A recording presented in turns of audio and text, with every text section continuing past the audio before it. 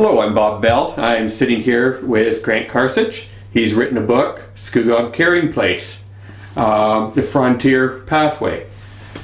Now, I understand from reading the book that this area has had a very long history of settlement. 1300s? Yes, Yeah. it goes back that far too. Sort of the prehistoric period. We can date back to 1380 AD when we know there was a large settlement by a group called the Ontario Iroquois. Where did they settle?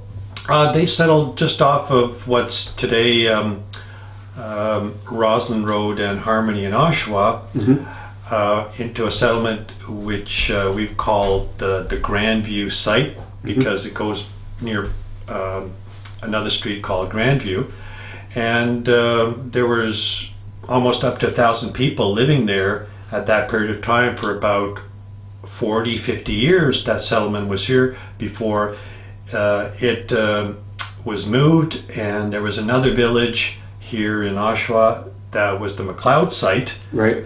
which went into the early up to the 1450s or so. So Iroquois, now was it always Iroquois?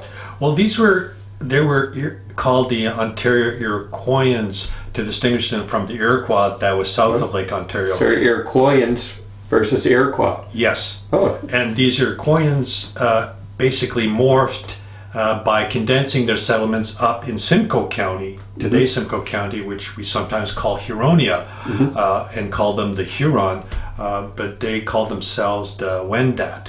huh. And then who came after them?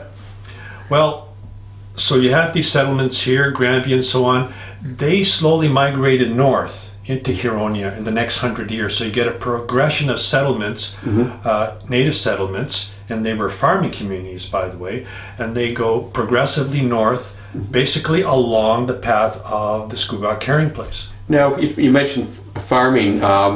I'm involved in a victory garden, and one of our plots there, one of the gentlemen actually uses the Three Sisters. Did they use those? Yes, they had the Three Sisters. They had maize or corn, beans, and squash. Yeah, it's to me a really creative concept, using the corn for the beans to climb up and the squash to cover the ground.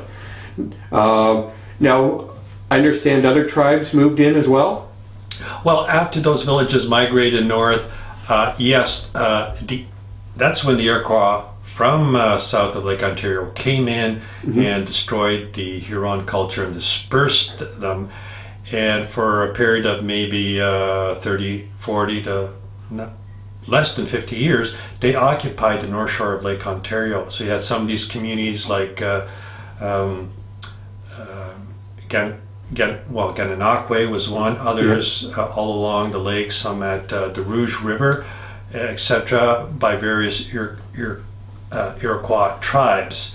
But they only stayed here that short period of time, and then they retreated south of the lake again, mainly because of pressure from other natives to the north who came down, groups like, which today we know as the Mississauga and the Chippewa, that are here in our present day society.